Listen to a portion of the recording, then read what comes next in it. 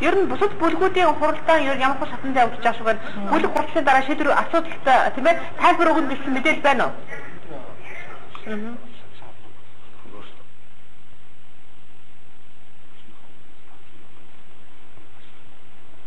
За Монгол Улсын ерөнхий сайд өнөөдөр шинэ засгийн газрын үтцийн талаарх өдөрш зураг оруулж ирсэн байгаа.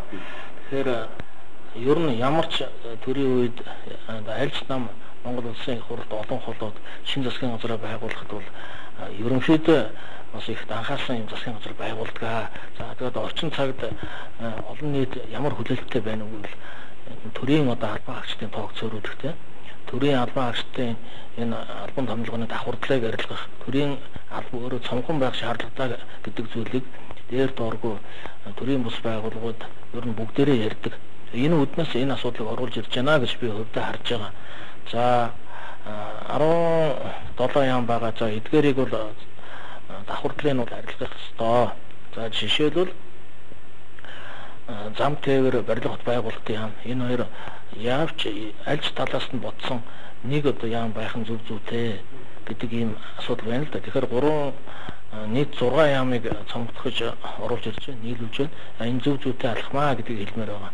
За мэдээж цаашид бол сайдын томилгоог эхлээд бид бол бүтцээ батлан дараа нь сайдын томилгооны асуудал байгаа. Сайдын томилгоог бол мэдээж Монгол Улсын ерөнхийлөгчийн хурлын дарааг засгийн ерөнхий сайд нарын одоо хоорондын ойлголцол гэж хэлээ те.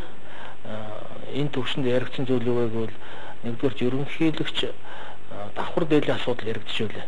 Гаднаас одоо мэрэгжлийн хүмүүсийг оруулж ир. За үүнийг би бол одоо бас хувьдаа дэмжиж байгаа. Монгол Улсын ерөнхийлөгчийн одоо там дээлтэй сайдыг оруулах гэж байгаа. Тэгэхээр би бол одоо үүнийг дэмжиж байгаа. Өнөөдөр бүлэг дээр засгийн газар оруулж ирсэн бүтцийг бид дэмжсэн байгаа. За өнөөдөр орой хурал дээр энэ бүтцийг батлаад явах байх. Эх 7 хоногийн ихээр сайд нарын томилгоо яригдах байхаа. Одоо хуралд нь одоо төрийн байгуулалтын байнгаараа энэ бүтцийн асуудлыг хуралдаа шийдэх байх, батлах байх. За ардын намын бүлэг бас энэ асуудал дээр одоо хуралдаа туссан байгаа.